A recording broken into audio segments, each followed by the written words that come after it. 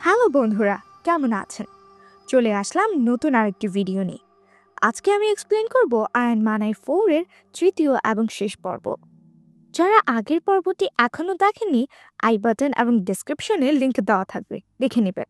তো বেশি কথা না বাড়িয়ে শুরু করা যাক আজকের এই শেষ পর্বের এক্সপ্লেনেশন। বাচ্চাদেরকে কোনো রকমে বুঝিয়ে শুনিয়ে সেলভি চাবি আনতে নামে। কোনো রকমে খুঁড়িয়ে খুঁড়িয়ে বাসার ভেতরে যেতে গেলেই সামনে বাঘকে দেখতে পায়। পাশে রাখা লোহার শাবল দিয়ে মারতে গিয়েও মারতে পারে না সেলভি, বলে এটা আমার স্বামীর চেহারা, তাই আমি তোমাকে মারতে পারছি না। আমার বাচ্চাদের পেছনে কেন পড়েছো? আমার স্বামীর সাথে কি করেছো? কি চাও তুমি? বাঘ শাবল কেড়ে নিয়ে সেলভিকে নির্মমভাবে মারা শুরু করে। পাশের দড়িতে শাড়ি নাড়া ছিল, তাই বাচ্চারা এমন নির্মম দৃশ্যের কিছুই দেখতে পায়নি। সেলভি শাড়ির ফাঁক দিয়ে বাচ্চাদেরকে দেখে এমনভাবে হাসে যেন সে লুকোচুরি খেলছে। মাকে এমন দুষ্টুমি করতে দেখে তারা কিছুই বুঝতে না পেরে হাসতে থাকে। কি নির্মম দৃশ্য!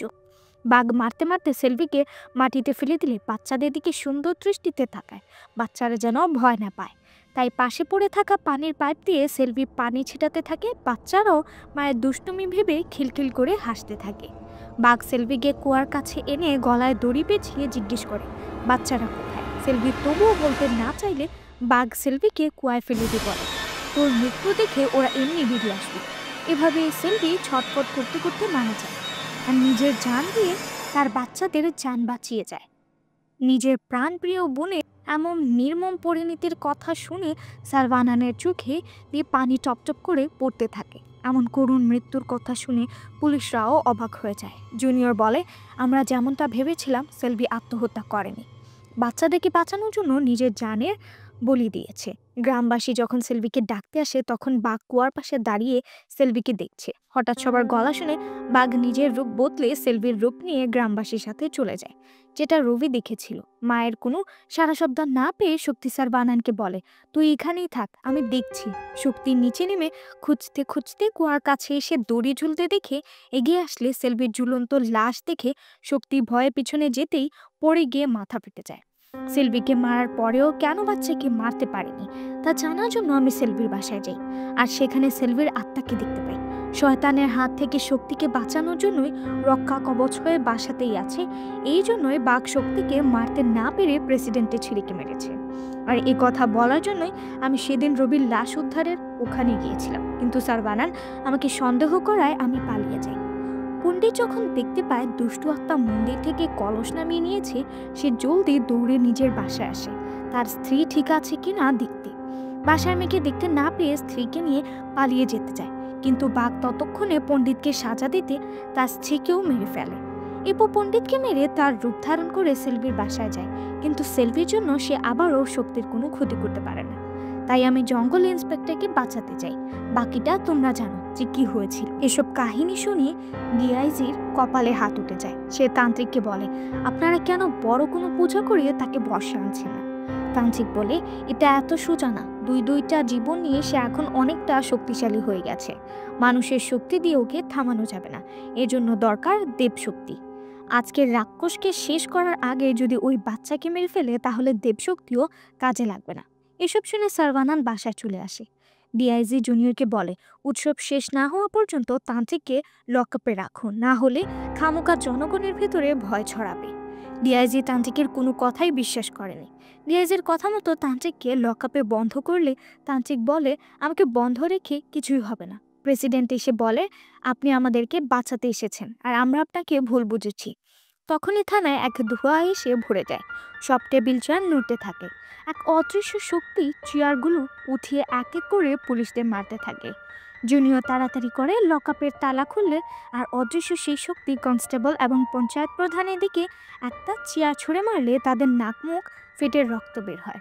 তান্ত্রিক লকআপ থেকে বের হলে তার দিকেও চেয়ার ছুঁড়ে মারে, কিন্তু তান্ত্রিক এক ধাক্কায় চেয়ার ফেলে দেয়, ফলে তান্ত্রিকের হাত কেটে রক্ত পড়ে। ধোঁয়া তান্ত্রিকের দিকে অগ্রসর হলে তান্ত্রিক তার বাম হাতের মন্ত্রপুত ব্রেসলেট খুলে ধোঁয়ার সামনে ধরলেই ধোঁয়া ভয়ে থানা থেকে ধীরে ধীরে বের হয়ে থানার বাইরে চলে যায়। কিছুক্ষণ পর তান্ত্রিক এসে সবাই ঠিক আছে কিনা দেখতে গেলে দেখে সবার বিহাল অবস্থা, তাই সে সবাইকে হাসপাতালে নিয়ে আসে। এদিকে আজ শক্তির জন্মদিন, তার বাসায় কেক কেটে সেলিব্রেট করা হচ্ছে। সারভানান মন খারাপ করে দূরে বসে আছে। মায়া সারভানানের কাছে গিয়ে জিজ্ঞেস করে কি হয়েছে। সারভানান বলে, সেলভির মৃত্যুর কারণ আমি। বাবা যখন ওর প্রেমের সম্পর্ক মেনে নিয়েছিল না, তখন আমি অনেক বোঝানোর চেষ্টা করেছিলাম, পরবর্তীতে অনেক সাপোর্ট করেছিলাম। কিন্তু যেদিন বাবা মারা যায় আর ও বিয়ে করে আসে, আপনি সামনে দাঁড়িয়েছিলেন বলে ও চেহারা দেখতে পাইনি। যদি একবার দেখতাম তাহলে আমার কাছে রেখে দিতাম। ওকে কখনো এখানে আসতে হতো না। ওই দিন ওকে না দেখার আফসোস আমার সারা জীবন থাকবে। আমি ভেবেছিলাম ও নিজে থেকে আমার কাছে আসবে, আর সেটাই আমার সবচেয়ে বড় ভুল ছিল। বাচ্চাদেরকে বাঁচানোর জন্য একা এত কষ্ট করেছে। সারভানান চোখের পানি মুছে বলে, মৃত্যুর সময় হয়তো ভেবেছিল তার ভাই তাকে বাঁচাতে আসবে। সেলভি পিছনে বসে তার ভাইয়ের সব কথা শুনছে। সারভানান বলে, ওর জায়গায় যদি অন্য কেউ থাকতো, এত আঘাত সহ্য করে একসময় হয়তো নিজেকে বাঁচানোর কথা ভাবতো। কিন্তু ও এমন কিছুই করেনি, বরং মৃত্যুর পরও বাচ্চাদেরকে রক্ষা করে যাচ্ছে।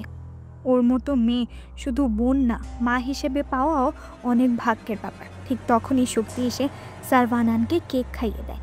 শক্তির পিছনে সেলভির দিকে তাকিয়ে হাসে। সারভানানের পিছনে তাকে দেখে সেখানে কেউ নেই। সেলভি ইশারা দিয়ে মানা করলে শক্তি চলে যায়, কিন্তু সারভানান বুঝে যায় সেলভি সেখানেই আছে। এদিকে ঠিক তখনই মায়া বাসা আসতে গেলে কোনো এক অজানা শক্তির সাথে ধাক্কা খেয়ে বাসায় ঢুকতে পারে না। তারপরে যাওয়া শব্দ পেয়ে সবাই বাইরে বেরিয়ে আসে। ফুফু মায়াকে ধরে ভিতরে আনে, আর সারভানান খেয়াল করে মায়াকে এ বাসায় ঢোকাতে কোনো সমস্যা নেই। কিন্তু মায়ের বাবা যখন স্কুটি নিয়ে ভিতরে আসতে চায়, স্কুটি এবং সে উল্টে গিয়ে পড়ে। সারভানান বুঝে যায় স্কুটিতেই কোনো সমস্যা আছে। সারভানান স্কুটি থেকে মায়ার স্টেথোস্কোপ নিয়ে ভিতরে ছুঁড়ে মারে। সেটা দিব্যি বাসার সীমানায় ঢুকে যায়। এরপর এপ্রন ছুঁড়ে মারলেই সেটা আর যেতে পারে না। সারভানান ভালো করে লক্ষ্য করলে দেখে এপ্রনের রক্ত লাগানো। কিছুক্ষণ আগে থানায় যে হামলা হয়েছিল, মায়া তাদেরই চিকিৎসা করে বাসায় ফিরছিল। সারভানান এবং মায়া হাসপাতালে এসে এপ্রনে লেগে থাকা রক্তের ডিএনএ টেস্ট করতে দেয়, যেন এটা কার রক্ত বুঝতে পারে। তান্ত্রিক প্রেসিডেন্টকে কিছু একটা বললেই সে তান্ত্রিকের কথা শুনে রিলিজ না নিয়ে সেখান থেকে বের হয়ে যায়। ডিএনএ টেস্টের রিপোর্ট আসার পরে মায়া সারভানানকে জানায় এটা কোনো স্বাভাবিক মানুষের রক্ত না, এটাকে হাম্পিফিবিয়ান বলে, যেটাকে স্থল এবং জল উভয় জায়গায় পাওয়া যায়। অনেকটা ব্যাঙের মতো। সারভানানের মনে পড়ে তান্ত্রিক বলেছিল বাঘের রক্ত এমনই হয়। সারভানান জিজ্ঞেস করে রক্তটা কার ছিল। মায়া সারভানানকে জেনারেল ওয়ার্ডে নিয়ে এসে দেখে প্রেসিডেন্ট তার বেডে নেই। জুনিয়র ইন্সপেক্টর বলে, আমি তাদের অনেক বাধা দিয়েছি, কিন্তু তারা বলেছে জরুরি কাজ আছে, তাই তারা চলে গেছে। সারভানান মায়াকে বাসায় ফিরতে বলে নিজে প্রেসিডেন্টের খোঁজে বেরিয়ে পড়ে। প্রেসিডেন্ট নিজের ছেলের অস্থি বিসর্জন দিচ্ছে। সারভানান সেখানে এসে জিজ্ঞেস করে ওই তান্ত্রিক কোথায়। প্রেসিডেন্ট বলে, আমি কোনো তান্ত্রিককে চিনি না। তার মানে এতক্ষণ তান্ত্রিকের রূপে ছিল সেই আসল ভাব। প্রেসিডেন্ট সারভানানের কথার উত্তর ঠিকমতো না দেওয়ায় সারভানান প্রচুর রেগে জিজ্ঞেস করলে প্রেসিডেন্টের লোক এসে বলে সারভানানকে মারতে লাগলে তাদের সাথে তার হাতাহাতি শুরু হয়ে যায়। তান্ত্রিক গাড়িতে করে কিছু লোকের সাথে কোথায় যেন যাচ্ছে। তান্ত্রিকের হাতের ব্যান্ডেজ খুলে দেখা যায় তার জখম আপনা আপনি ঠিক হয়ে যাচ্ছে। তান্ত্রিক জঙ্গলের মধ্যে এসে এক জায়গায় তার সাথে থাকা মানুষদের মাটি ঘুরতে বলে আর নিজের গাছে শিকড় খুলে পেঁচাতে থাকে। আর এদিকে মারামারি করতে করতে প্রেসিডেন্ট যেই না গাড়িতে উঠতে যায়, তখনই সারভানান ওই গাড়ির ডিক্কিতে এক লোককে ছুঁড়ে মারলে ডিক্কি খুলে তান্ত্রিকের হাত বেরিয়ে পড়ে। মানে আসল তান্ত্রিক অনেক আগেই মারা গেছে। আসলে থানায় যখন হামলা হয়, তান্ত্রিক অশুভ শক্তিকে সরাতে বাইরে গিয়েছিল। তখন অশুভ শক্তি তান্ত্রিককে মেরে তার রূপ ধারণ করে। প্রেসিডেন্ট বলে, আসল তান্ত্রিক মারা গেলে আমার লোকদেরকে আমি কার সাথে পাঠিয়েছি। সারভানান জিজ্ঞেস করে কোথায় পাঠিয়েছেন। প্রেসিডেন্ট বলে, হাসপাতালে থাকা অবস্থায়। তান্ত্রিক এসে বলে, আজকের মধ্যেই যদি ওই দুষ্ট শক্তিকে বধ করতে না পারি, তাহলে এই গ্রামের কাউকেই বাঁচাতে পারবো না। এখানে কোনো উৎসব হবে না। উৎসবের কথা শুনে আমি ঘাবড়ে গিয়েছিলাম। তান্ত্রিক বলেছিল ওই বাঘ কোথায় আছে আমি জানি না, ও ওই বাচ্চার পিছনে আছে। সেলভির আত্মাকে বাধা দিচ্ছে বলেই ও যাকে তাকে মেরে বেড়াচ্ছে। যদি আমরা সেলভির আত্মাকে শান্তি দিতে পারি, তাহলে ওই দুষ্টু আত্মা বাচ্চাকে খুঁজতে অবশ্যই আসবে। আমরা তখন ওকে বসে আনতে পারবো। সেলভির লাশ দাফন করা হয়েছে বলে ওর আত্মা শান্তি পাচ্ছে না, তাকে ওই মহল থেকে বের করতে হবে। প্রেসিডেন্ট রাজি না হলেও তান্ত্রিক বলে, আমার সাথে কিছু লোক পাঠাও, বাকি আমি দেখে নেব। গ্রামের ভালো হবে এটা চিন্তা করে আমি তান্ত্রিকের কথায় রাজি হয়ে যাই। লোকেরা মাটি করে লাশ বের করে। বাসায় সেলভি বাচ্চাদের সাথে বেশি হাসি খুশিভাবে সময় কাটাচ্ছিল। হঠাৎ একটা কালো হাত এসে সেলভিকে টেনে বাইরে নিয়ে যায়। বাচ্চারা তার পিছে পিছে দৌড়ায়। সেলভির আত্মা কবরস্থানে এসে পৌঁছলে সেলভি হাত জোর করে তান্ত্রিককে বলে, আমাকে যেতে দাও, আমার বাচ্চারা অপেক্ষা করছে। সেলভি তার লাশকে সামনে দেখে বুঝে যায় তাকে মুক্ত করার জন্য আনা হয়েছে। এরপরেই দুই আত্মার মধ্যে মারামারি শুরু হয়ে যায়। সারভানান গাড়ি নিয়ে কবরস্থানের উদ্দেশ্যে রওনা হয়। সেলভির শক্তির কাছে দুষ্টু আত্মাটা পারছিল না, তাই সে কবরস্থানের সকল আত্মা চাপিয়ে উঠায়, তাদের শক্তি এক করে 100 হাত বানায় এবং চারিদিকে বেড়িবাঁধ বানিয়ে রাখে। সেলভি ঢিল মারলে সেগুলো সে আত্মারা আটকে দেয়। অশুভ শক্তির সে আত্মাগুলোকে দিয়ে দড়ি বানিয়ে সেলভিকে বেঁধে ফেলে। সেলভি কাকুতি মিনতি করে বলে, আমাকে মেরে ফেলো, কিন্তু আমার বাচ্চাদেরকে কিছু করো না। অশুভ শক্তি সেলভির কথা কান না দিয়ে সেলভির আত্মাকে তার লাশে ফিরিয়ে আগুন ধরিয়ে দেয়। ঠিক তখনই সারভানান সেখানে পৌঁছালে এসব দেখে বাধা দিতে গেলে অশুভ শক্তি গাছের ডাল দিয়ে সারভানানকে মাটিতে ফেলে দেয়। সারভানান শুধু দেখেই যায়, কিন্তু কিছু করতে পারে না। সেলভি বলে, আমার বাচ্চাদেরকে বাঁচাও ভাইয়া। গাড়িতে উঠে সারভানান মায়াকে কল করে বলে, ওই তান্ত্রিক বাসায় যাচ্ছে, যে করেই হোক শক্তিকে বাঁচাতে হবে। সবাই চিন্তায় পড়ে যায় যে তারা কি করবে। মায়া বলে, একটা উপায় আছে, সবাই বাসার দরজার সামনে চেয়ার টেবিল নিয়ে ব্যারিকেড বানাও। কাজ শেষে ভিতরে যাওয়ার জন্য ফুফু আর মায়া দরজা খুলতে দেখে সামনে তান্ত্রিক দাঁড়িয়ে আছে। দুজনে প্রচুর ভয় পেয়ে যায়। তান্ত্রিক ভিতরে যেতে গেলে মায়া বলে, আপনি ভিতরে যেতে পারবেন না, আমরা রাস্তা বন্ধ করে দিয়েছি। তান্ত্রিক এক ফু দিয়ে সকল চেয়ার টেবিল সরিয়ে ফেলে। এসব দেখে মিস্টার এবং কার্পেন্টার অজ্ঞান হয়ে যায়। তান্ত্রিক সামনে এগুতে গেলে মায়ার দাদা এবং বাবা এসে হাজির হয়। তারা তান্ত্রিককে দালাল ভেবে বাসা দেখাতে চায়। মায়ের বাবা তান্ত্রিককে বাসার ভেতরে নিয়ে যায়। মায়া, ফুফু, কার্পেন্টার এবং মিচিকে বলে, আমি পিছনে গেট দিয়ে যাচ্ছি, তোমরা যা করা করো এবং তান্ত্রিককে আটকাও। ফুফু দড়িতে ফাঁস বানিয়ে ঢিল মারলে তান্ত্রিক তাতে বাধা পড়ে যায়। এরপর তিনজন ধরে ধরে টানতে শুরু করে। তান্ত্রিক বড় করে চোখ পাকালেই কার্পেন্টার ভয়ে তার পায়ে ধরে ক্ষমা চাইতে শুরু করে। এসব ভীতু লোককে দিয়ে কি আর ভূত তাড়ানো সম্ভব? তান্ত্রিক এসবে পাত্তা না দিয়ে চলে যায়। তিনজন আবারও হাতুড়ি এবং রঙের কুটা নিয়ে তান্ত্রিকের পিছনে দৌড়াতে থাকে। তান্ত্রিক পিছনের দিকে তাকালেই ফুফু আর কার্পেন্টার সেখানে থেমে যায়, কিন্তু মিষ্টি মেলা সাহস দেখিয়ে এগিয়ে যায়। তান্ত্রিক রেগে মিষ্টিকে একের পর এক চড় মেরে সেখান থেকে চলে যায়। তান্ত্রিক রুমে এসে দেখে বাচ্চারা সেখানে নেই। এদিকে মন্দিরে উৎসব শুরু হয়ে গেছে। মায়ের শক্তিকে নিয়ে মন্দিরে চলে আসে। তান্ত্রিকও খুঁজতে খুঁজতে উৎসবের জায়গায় চলে আসে। তান্ত্রিককে দেখে মায়া থেমে যায়। তান্ত্রিক খেয়াল করে দেখে মায়ের সাথে শক্তি নেই। পাশে তাকালেই দেখে সারভানান শক্তিকে নিয়ে চলে যাচ্ছে। তান্ত্রিক সারভানানের পিছু নেয়। সারভানান রাবণের মূর্তির ভিতরে গিয়ে লিফট দিয়ে উপরে উঠে যায়। তান্ত্রিকও তাদের পিছু নিয়ে শক্তিকে উপরে উঠতে দেখে নিজের মতো 10 জনকে বানিয়ে লাফ দিয়ে উপরে উঠে।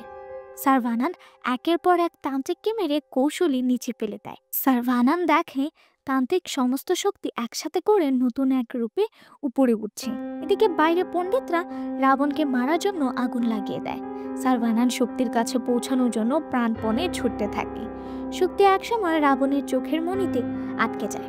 তান্ত্রিক শক্তিকে ধরতে যাবে, ঠিক তখনই সারভানান শক্তিকে নিয়ে নিচে লাফ দেয় আর পর্দায় পিছলে সিঁদুরের থালায় উপর পড়ে যায়। আগুনের তীর তার দিকে আসতে দেখে তান্ত্রিক সরতে যায়, কিন্তু পারে না। রাবণের মূর্তিতে আগুনের তিল লাগা মাত্রই মূর্তিতে আগুন ধরে যায়, আর সেই সাথে তান্ত্রিকও জ্বলতে থাকে। অশুভ শক্তির এক একটা রূপ এক এক করে পুড়ে যায়, আর এভাবেই অশুভ শক্তির বিনাশ ঘটে, আজীবনের জন্য শেষ হয়ে যায়। সারভানান মায়াকে এই বাসা পার্টনারশিপে দিয়ে দেয়, যেন সে এখানে হাসপাতাল খুলতে পারে। বাচ্চারা বাইরে এসে খুশি মনে বলে খেলতে থাকে, কিন্তু লক্ষ্য করলে দেখা যায় বাচ্চারা অদৃশ্য কোনো শক্তির সাথে বল খেলছে। তাহলে কি সেলভির আত্মা ফিরে এসেছে নাকি, না এটা সেলভির স্বামীর আত্মা? আজ তাহলে এখানেই বিদায় নিচ্ছি। শীঘ্রই আবার দেখা হবে নতুন কোনো মুভির ভিডিও নিয়ে। বন্ধুরা, কেমন লাগলো আজকের এই মুভি এক্সপ্লেনেশন? যদি আপনাদের একটু ভালো লেগে থাকে তবে আমাদের এই চ্যানেলটি সাবস্ক্রাইব করতে ভুলবেন না, আর লাইক, কমেন্ট, শেয়ার আবদার করে রাখলাম।